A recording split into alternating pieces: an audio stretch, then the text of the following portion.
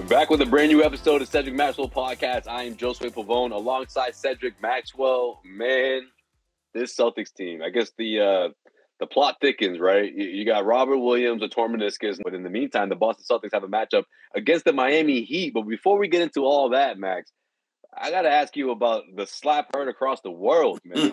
Will Smith going on stage at the Oscars and slapping my man Chris Rock, man. I'm a huge Chris Rock fan.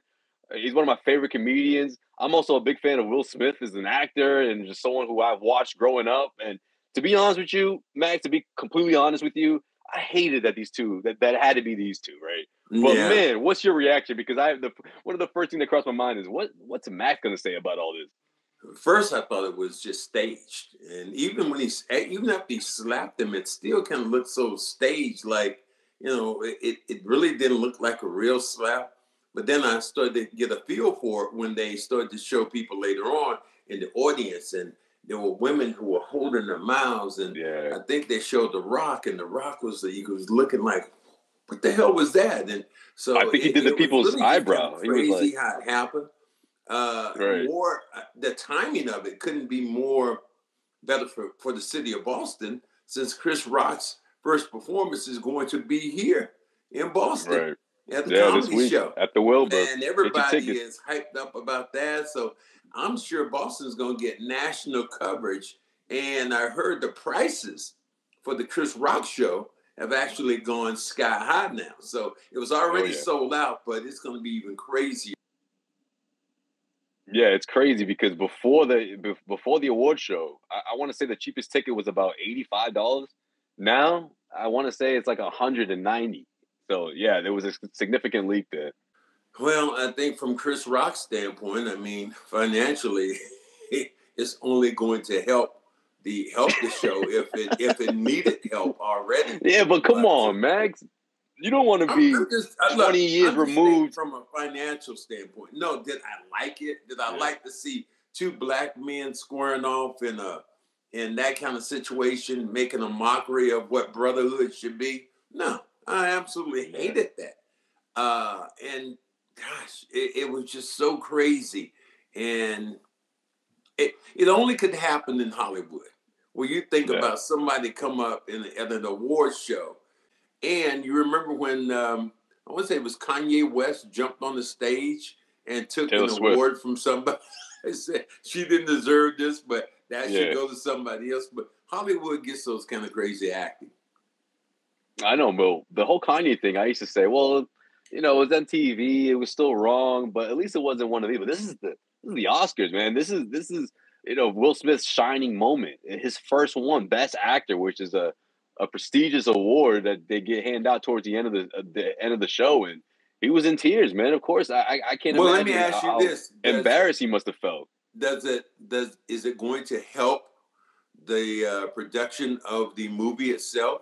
Is the movie going to get that much more notoriety? And I know I'm not saying talking about violence, but both of those things. Will Smith's, that movie's going to get more hype, and Chris Rock's show is going to gain more money.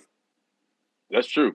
And you know what, Max? Not only because of those two things you just mentioned, that it crossed my mind that maybe this thing was fake, but Will laughed at the joke. He laughed at the joke. Like, the only way we talked about it before we started recording, or a little bit. The only thing I can imagine was that he just saw this look in Jada's eye that he hasn't seen, or one that he's familiar with, and said, "Oh, I got to do something now." But how do you go from 0 to 100 like that? I mean, look, Will's been through a lot, but I was surprised. People go from 0 to 100. You and I always say that. Keep it on the 100, and that's. I didn't know Will had that. I didn't know about that life. He went, and as we say in the neighborhood, what kind of slap was that? Bitch slap. Pimp slap. Pimp slap. Pimp slap. Come on, Josue. I thought that was the backhand. I thought that was the backhand, huh? You've heard that before. I've heard that. Yeah. Pimp slapped. So the reason I say that about it was ugly. It was uncalled for. Now with the other notoriety, I think there's people of the clergy. They want to come here. They want to bring Will Smith and sit him down with Chris Rock and they The want to have academy. a forum which is going to highlight it that much more. I don't think that you're not going to squash it. They both made statements about being sorry. What else can you get? Was the joke too far? You take it too far? It's a comedian. It's a comedian. Agreed. It's a joke. G.I. Jane. Most people didn't even probably know what the hell that meant because they didn't remember the movie. Yeah, it wasn't a great joke. That the young woman played in. They don't remember what the hell that was. So right. It was a joke which was probably wasn't a joke. And you get a chance to see Chris Rock revise that joke or however it is. That's going to be the thing. How he begins the Netflix special, how right? he begins talking about this. I mean, I think if you're a comedian, you try to make a mockery of it. I mean, I wouldn't be surprised if they had a videotape of him coming out getting slapped and and then he walks out and the crowd is gonna go ballistic. Right. But that's the thing. I don't understand how people are like, oh, it's disgusting for the crowd to cheer or give a standing ovation. I'm like, they're actors. What do you mean? Like, this is like this is it. Like, this is what it is. Even though, art imitates real life, as like he said in his speech, and that they got a taste of that and a big dose of it, I guess. It's a sad testimony to, two men who have highlighted their career, who've been so good at what they've done, and now for them to be ever linked with one guy getting slapped that's always good. And I'm sure I would love to see your phone because I know that you have some kind of meme right now about what just happened. Like, I got a bunch. It has to be all over the internet. I'm gonna share with you the good ones. All right, the next home game, I'll share with you the good ones because there's so many, man. Oh man, a lot of Celtics ones, Celtics related ones too. Like the slap, the slap, Chris Rock and Will Smith. They all have 3 roles, and you can play with. A lot of people have been doing that. Like the Celtics, the NBA, and then the slap is like the Celtics. I'm defense. sure that somebody had to have the Celtic lucky slapping maybe Kyrie. Just like what you say? You know what? That's the one you need to make. That's you need to add that one to the goodness. I mean, to the mix. There's enough already for us not to even be involved in that. It's just it's going to run its course and it'll be over pretty soon. And somebody asked me, said, "Will this affect Will Smith so far as winning the Oscar again?" I don't think so. Will Smith's a great actor. And he gets the right role. He could win an Oscar, but that happened to be a great role for him. And it was just kind of different because in that role that he played as Venus and Serena's dad, Richard, that's what he was trying to convey to the girls. Like, hey, we're not going to be violent. There's not going to be any violence. These are my girls. I'm going to get them through life. And then art imitates what? Real life or however that goes. Yeah. He comes back and slaps him, and that wasn't cool. He went Compton and West Philly, He just went up there and that was wild, man. Max, could you ever I can't imagine anything that could get you so upset to interrupt an award show just so you can go and smack somebody. Would you ever? Well, you gotta realize you want to look at that footage of me jumping into the stands in Philadelphia. yeah. What triggered that? That was in the middle of a game. Just like I think it's Will Smith's mom or his dad or not his dad, but his uncle or so. Someone spoke out and was like, "That's just not like him." I'm sure people were saying, "That's not like Max." My dad going into those spoke stands. On that. Manny Maxwell, God bless his soul. He said, and he's talking to my mother. Her name is Bess. He said, "Bess." He must have said he said something to Cedric. That's not how he is, but it did happen. So I can't fault Will Smith. I can't. It's just kind of sad to see, but in today's society, because it's going to be blown up that much more, and so yeah. Oh yeah, I can't wait to see the clips of the Chris Rock show. I'm sure they'll start circulating on the internet somehow, but we'll see how that whole thing unfolds. But anyways, let's get into our basketball conversation. That's gonna wrap up our Oscars conversation, I guess. What happens now? Let's just say he's out for the year. Let's just say that, right? Just for now, right? How do the Celtics make up for that kind of production? Well, let me just tell you this: in 1984, when I had that great run against the Lakers, I had a tear in my meniscus. And I played during that. I didn't know it was torn, but I played during that time. And part of it's going to be your ability to play with some pain. Can Rob do that? I don't know. I think the biggest thing, we don't know how big the tear is. Right. Is it something that's microscopic, or is it bigger, where they have to go in and operate immediately? But man, it really throws water on what has been a miraculous turnaround for this team. Yeah, it definitely does. And, the first thing that sort of crossed my mind was like, well, that's what you got the Daniel Tice insurance policy on, right? I mean, you got it on Robert Williams. He went out against Toronto. I mean, look, the Celtics were obviously shorthanded. All stars were out in that matchup against the Raptors. But, man, you got a double-double from Tice. You got, 3 or 4 blocks. But you're not going to get that every night. But yeah, but you're not going to replace that one thing that Rob does, and that's a rim protector. Daniel Tice isn't bad.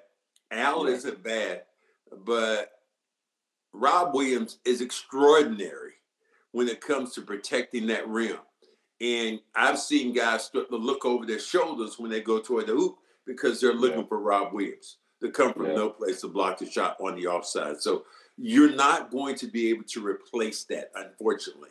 You're just going to have to hope and pray that it is the kind of injury that you can get by the first round, and maybe you can start coming back and play in the second round. But, I'm sure the Celtics aren't going to play, do anything that's going to hurt their asset. But at the same time, man, when you get an opportunity and you're playing this well, you don't want anything to curtail that ability to maybe win and play for a championship.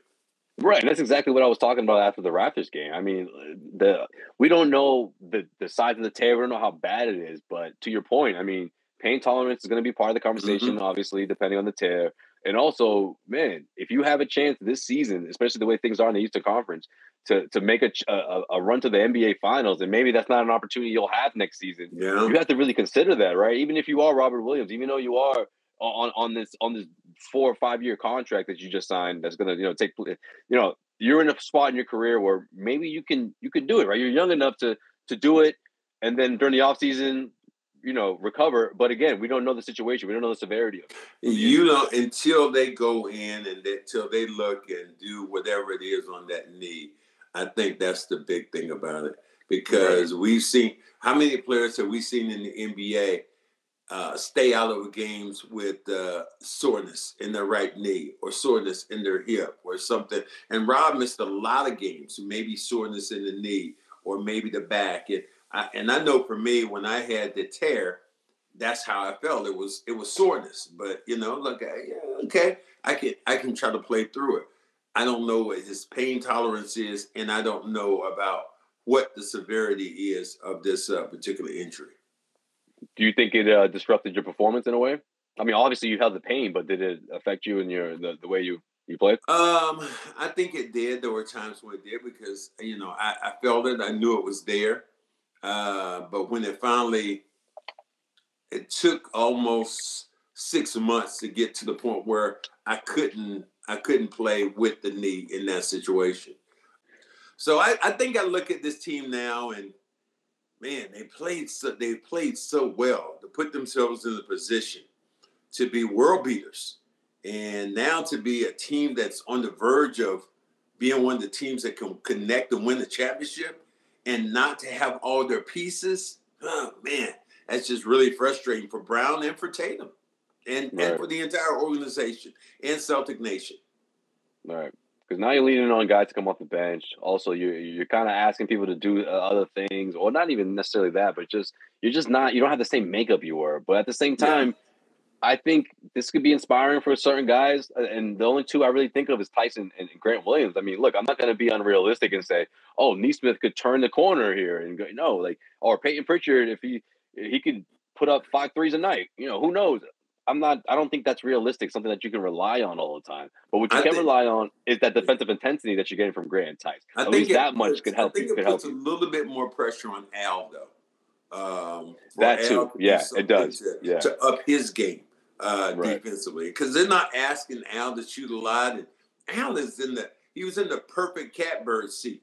He was on the other side. He's playing with a bunch of dynamic young players where they ask him we just need you to be the Elmer's glue. Just, a little dab here, a little dab there, and, we'll do the rest. But he's probably going to have to pick his game up. And how long, the thing is, we don't know till we know. I guess that's what I'm saying.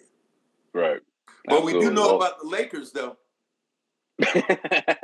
still losing, huh? I gotta talk to my man James Worthy.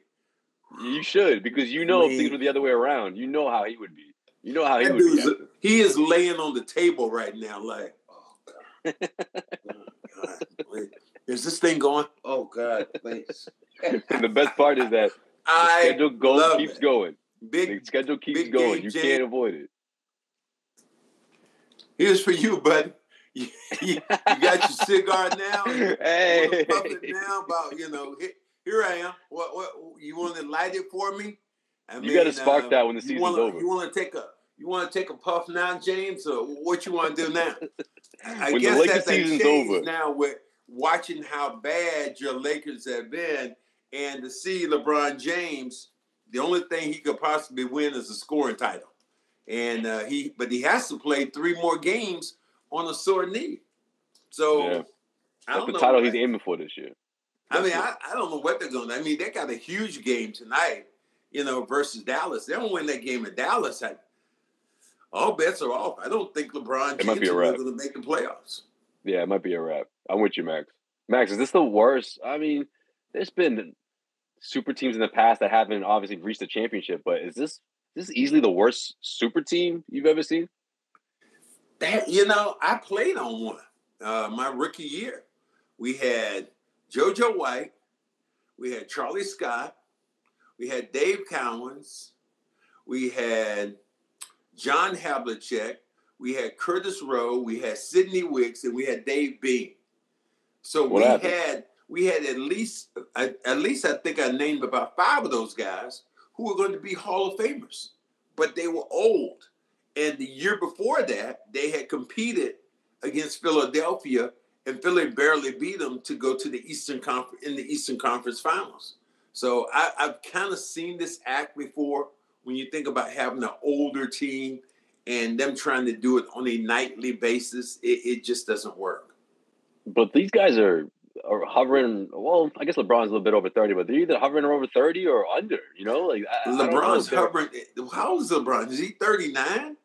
36, 37? 35. He's 35. One more thing about that Will Smith thing. Why would you put that book right behind your head right now? I'll tell you why. You want to know why? Yeah. You want to know why? All right. Yeah. So this has a lot to do with, I think, why.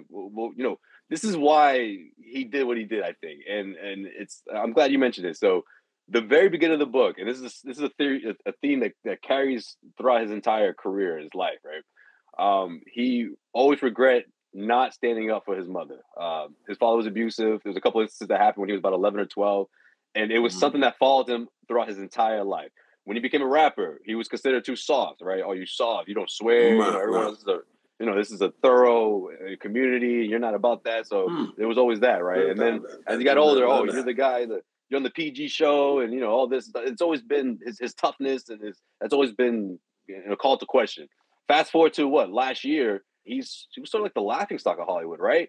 What came out between Jada and that guy August, and they have an affair, and she just put it out there on the Red Talk show on Facebook, and did in front of with Will Smith standing there, and he became a meme as he just had to sit there and listen to how his wife was in bed with another man, like this whole thing. And then this was sort of like the last straw, and I think Mac, I think he snapped. I just think he snapped. I think he just, and I think that's why he was so emotional when he accepted the speech, because he was just like, man, what did I just do? Like where did that come from? I think honestly, I think that's what happened, in my opinion. That's a great example. I did not read the book, and so me looking over your shoulder and seeing Ray Allen's book and Will's book and seeing my book, and I'm your book. There you go. I said that's really cool, but that connection I didn't know it because I hadn't read Will's book. But he's been in so many movies that I really love. But this one really, I guess the thing with Serena and Venus, I guess that one, King Richard, I think that just great movie. That just took hold, and he was really tight with the family. And I would wonder if who I'd love to see what Richard would say about what just happened, with Will, or Venus and Serena, who were there, who were both were there, so involved in that movie. Yeah, they were both there, and I want to say it was Serena she was a bit teary-eyed during his speech when he was up there and talking about their dad and saying how art imitates life, and he's trying to protect his fan, protect his own, and obviously Jada is a part of that. So yeah, it's interesting. I don't know. Look, to quote Chris Rock, it wasn't right, but I understand. You know what I mean? Like I get it in a sense. It had to be there was people. It had to be a buzz scrambling with the commercial. It had to be a buzz when they went to cut. Okay, and then all of a sudden people had to be in the audience going, "What the hell?" And then you had the actors going up to Will, his publicist. I think it was Denzel was giving him a little pep talk that Will shared with the crowd. But yeah, man, it was wild. I don't think that stuff was made up. I know. It did cross my mind though because he smiled a bit. But can we keep it on the honey here? Yeah, absolutely. It's what we do here. All right, because it wasn't like what they had. Somebody said, "Be what the fuck?" It had to be that at that time. It's like, dude, even I know you. If you watched it, you had to be using those words. Oh, of course, absolutely. Like, how could you not? No matter who you are, because it's like at the end of the day, if you were really that upset, you would expect them to handle the business. You expect the TMZ to give you some rare footage of what happened during the commercial break, but no, it was right there, front and center, man. That was wild. But what are you going to say to James Worthy, man, when the Lakers are officially eliminated? You got your script ready? What you going to do? Send them 2 tickets to the playoff game. You better do it on radio. I got to hook up. I've been getting a call from Magic's people about coming out there on the 14th of April for his premiere. And I got Nick Josue is supposed to be kind of figuring this thing out. But me to fly 5 hours to L.A., but I don't think I'm going. I know you would go, but 5 hours, nah. What do you mean you're not going, Max? Come on, man. Josue, it would be a 3-day experience. It'd be a day to fly out there. All right, word. I'll pack my stuff. Do the event, and then a day to get back. I ain't unless they got some of them dollar bills coming out of somebody's pocket. I'm good. I mean, you would go. Come on, Max. You ain't right. Well, you want me to go just for GP so I can get booed? I mean, I don't think that's going to be the case. What do you mean? You can tell your side of things. You're one of the few from the rivalry, right? From the Celtics-Lakers rivalry. You're one of the few ballers in the limelight with the mic in the hand in front of the. Come on, man. You gotta talk your shit. You know what I mean? You gotta spice up this rivalry. You know what I'm talking about. You know I'm gonna get booed if I go there. But you can talk your shit. You can tell your side of the story, man. Max, you bleed green, okay? That's why he's inviting you. He's not inviting you because he's going to put you on. You know what I mean? Josue, you couldn't have said that any better. I bleed green and I love green, okay? So if somebody's coming out of their pocket with some green, I can go. A freebie to give him publicity? No, I'm good with that. I'm good. Oh man, I see what you did there with the green. Max, you could have been a rapper, man. I don't know, in a different life. The wordplay, I like it. Something I could have been. You gotta watch. You should at least give it a try. I know it's gonna be hard for you to watch that Lakers show on HBO, but it's not bad. Winning time. No, it's before they start winning though. This is before, man. They can't even. I can't stomach. You can't even stomach it. I can't stomach the smile and the laughter and all the stuff that goes along with it. The real funny part about it was that my ex-teammate, I played with the Clippers for a minute, just how he was involved in Norm Nixon. And to see that that's right. He's a starting point guard. Norm Nixon's son is playing his role. And that's what was so funny. I was like, damn, he really looks like Norm. And then somebody said, oh, yeah, that's Norm's son, Norm Jr., who's playing. I didn't know that. Who's playing the role of Norm Nixon. See, Max, to be full disclosure here, I don't know who the fuck Norm Nixon is. Like, this is why you could put me on to these type of, the backstory. Norm Nixon was he's Debbie Allen's husband. You don't know Debbie Allen? Debbie Allen. Sounds familiar, she was on that movie Fame at one time. She was a famous dancer. She's been on a couple of those Dancing with the Stars. You don't know it. I can't explain who it was, but her sister is Felicia Rashad, who was the Huxtables. Oh yeah. That's Claire. Her sister. Yeah, Claire Felicia Huxtable. Rashad is her sister, and Debbie Allen was famous before Felicia was famous, and then him and Norm they met together and they got married, and that's when they Yeah, right now he's nervous because he's afraid this rookie point guard is going to take his spot, but he's confident now. He's thinking they're in training camp right now. That's where they are on the show, right? So, yeah, it's good. It's not bad. You know me, man. I'm a historian, especially with basketball. So I love this stuff. Go back in time, learn about the rivalry. The interest level I'm finding right now with the Celtics. I mean, I don't know about you, but it's gone from I hate this team. They're bad, that. So all of a sudden now, everybody, they told me to look in the camera and say that the Celtics are going to win the championship. It's like, I can't go flip-flop like that. I want to see them play their first playoff game. And the thing that's really good, though, is Jaylen Brown and Tatum have already had playoff experience and have gone far in the playoffs. So that's a good thing for this team. Yeah, that's going to work in their favor for sure. Even though this is the first time they'll be featured, you know what I mean? Or at least the two leading duo, I still think it's relevant that they had those experiences, right? They had that Miami series, where they things could have went the other way, or even the Toronto series in the bubble. Man, like they had to fight for that. I went 7 games and they obviously won that. So you take all those experiences with you, and yeah, for sure, I think that's significant. And also, does Jaylen have another? Is he gonna make another stride here? I think that's something that could happen as well. I mean, we know Tatum he's getting ready to collect, the Player of the Month award, and he's been on this tear, averaging 35 points in the last month or so. But I have to give you full marks when you said let Tatum and Brown grow together, right? But you also got to say what I was saying, like Karl Anthony Towns would have been like a special person here. You would say that because of what he's been doing lately in Minnesota. But he's always had that ability.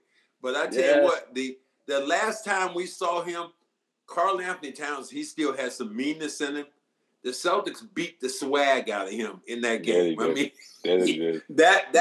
that's the point where you see Karl Anthony Towns fade back like, okay, I'm not going to put up any more fights. So that is one thing that I was not impressed by him. But early in the game, he had swagger. He was going at the crowd. He dunked one time. But Celtics were doing that to everybody, Tyson. though. He had some swagger. They were doing that to everybody. Like, that's how devastating this defense has been, right? I mean, by the third quarter, you look like guys don't even want to play anymore. They're like, I give up. We're down. It's not looking good. You know what I mean? Well, you can see the body language of the opposing team. You're down 30, like the Lakers are right now. They're saying earlier 63-33. No, are you serious? We're in Dallas. Yeah, that's the score of the game right now. As we're recording this, wow. Sent me this thing. I'm like, oh my God, Lakers must be dying right now. And their schedule, they still have tough games to go. Oh, it doesn't get easier. They got some tough games to go. So I don't know if LeBron played or not, but that team is not going to make the playoffs. I mean, they're not even going to make the play-in. They're going to be out of it, period. One last thing about Miami. What happened last week, the altercation during the timeout, Jimmy Butler being held back. Udonis Haslem. You got Spoelstra throwing the clipboard, man. That gives a prospect of my head coach. A big my head surprise. coach used to throw. My high school head coach used to throw temper tantrums. He would throw that clipboard. I'm like, whoa. Yeah. What's your reaction to that? Big surprise. That was the biggest surprise that Spoelstra threw the clipboard. Right. With Haslam being that guy there, being the Godfather, that didn't surprise me. Him and Jimmy Butler getting into it, but to see Spoelstra just almost physically look like he wanted to go and attack, that was crazy to see. I'm like, what did Jimmy Butler say that was that crazy? Right. It makes me wonder if it was something he said or if it's something that just put him over the top. Like, I've had it with this dude already. You know what I mean? Like, there's something that But the thing I say about Miami, they are who they are because of their swagger. And they need to take away that swag. The same way they did with Carl Towns, you got take away that Miami swag. Yeah, I mean, you think about those guys that they have that swagger because of Butler. They have that swagger because of Bam. But if you take that away, what kind of team do you have? Right. That's why it's going to be such a huge game tomorrow night. And they're probably going to try to maybe do a few more things obviously without Rob. So how will this team adjust in probably one of the biggest games of the season? Absolutely. I can't wait. At TD Garden, back home, Jason Tatum, Jaylen Brown, both expected to make their return after the night off from Toronto. So this should be a good one. But, Max, before we get out of here, man, I got to give you props for that interview you had last week with Ray Allen, man. Like, it seems like I've seen Ray do a handful of interviews, but he's just so comfortable with you, man. You could get him to talk about anything. I mean, and of course he did talk about getting his number retired, which is, man, you've been on this campaign for years.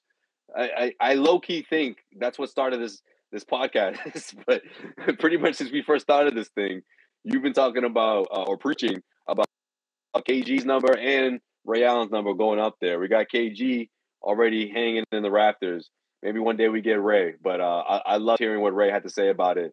I had to twist his arm though, Josue. It had to be. Yeah, he did. He avoided the first time. I saw your first attempt. It's like I wasn't gonna let him get away. I asked him the question the first time. He didn't answer it. So I said, you know what? I'm gonna come back again. Ray, just stop it right now. I know you're politically correct, but how would you feel about having your jersey retired in Boston? And he started kind of rambling a little bit more, and then finally he said, yes, I would love it. It'd be absolutely an honor. So I was happy to kind of get that out there. Mm-hmm. Yeah, he gave props to the city, of course, talked about Paul Pierce. I feel like he tried to use the first attempt to go right into how they mended fences, between him and KG and how things started with him and Paul. And he thought you weren't going to bring that shit back, but you brought it right back about 10 minutes later, 10 minutes after the first attempt. Nah, that's good. Just wait, what do we do? What do we do on this show? We keep it 100, bro. That's what we do here. Keep it on the 100. So I was going to bring him back to where I wanted the listeners and the viewers to get a dose of who Ray was and what he wanted to do with his jersey. Was he opposed to pick? Because Kevin Garnett has put it out there where now, do you deny that they're going to retire his jersey? Mm. That'd be a question, Josue. It's hard to. No, I don't. I don't deny it. But when they were still beefing, a little bit of me was saying, I don't know. I don't think it was a matter of if, it was just a matter of when. And I always thought that it's going to take a while unless these two men fences, and they have. So a while is over now, and for Paul Pierce to go out and mess my moment up when I saw, and I asked him that when him and KG were embraced out there, man, it was just like, it was just like the world had stopped. And then Paul runs out in the middle. I'm like, oh, come on, get off the stage. But he didn't do it. At least he didn't do it at the same time. He waited a bit. But yeah, I'm with you. But man, when's the last time you saw the three of them hugging like that? Yeah, that's true. That I heard that somebody was saying that it was Wick who actually pushed Paul out there. So is that right? Go out there. Go out there. Be in the middle of it. Yeah, that was special, man. It was one of the coolest moments. It was just as cool talking to Ray about the beef, talking about who he was. And I always say my relationship with Ray is like no other, in the fact that it was a big three. And they've always essentially lost track of who Ray was when he left this team. Yeah. So, and he came back. It's interesting how he talked about coming back and not quite sure how the crowd's going to react, and he was a little uneasy. I'm like, man, if you pull up to KG's retirement ceremony, you're not going to hear any boos, right? Come on, like, you know, you just have to pull up. But he was rattled. He didn't know what to expect. And KG, the ringmaster that he is, he made it simple. When he said, you know, talked about everybody, and then he said, yeah, my man Ray Allen, you know, and then, you know, Ray kind of what, and that was just, it cleared the room. It cleared the room. It's like there was all this smoke and fog that was in the room. It's like somebody came through with a giant fan and just blew all the smoke out and all the haze out. And it was just these two dudes standing like, I've always wanted and I've always viewed it. You've always heard me say that. Like, look, this is what I want. This is what I want to see from these two guys. And I love when he talked to Brown, he talked to Tatum about staying together. And that was another really cool moment for me. Yeah, no question, man. One heck of a night. Great job, Max. As always, guys, follow us on social media, of course. CLNS Media here on YouTube. Subscribe to us on iTunes as well, so you get all the notifications every time we drop a new episode. And we'll check you guys next week. You know, we always leave them saying, what do? We want all you guys to do. Keep it on the what? 100. Keep it on the 100. The 100. That got to be our line. We always got to tag out with that at the end now. That's going to be our thing. I know, but I'm never sure if you're going to do the 100 part or if it's up to me. Sometimes you give it to me, sometimes you take it. Well, sure. That's going to be our line. That's how we're going to leave this thing now. We're going to always keep it up. As usual, Josue, what we going to do? Keep it on the 100. 100. All right, man. I can't hit that note like you do. 100. All right. Later.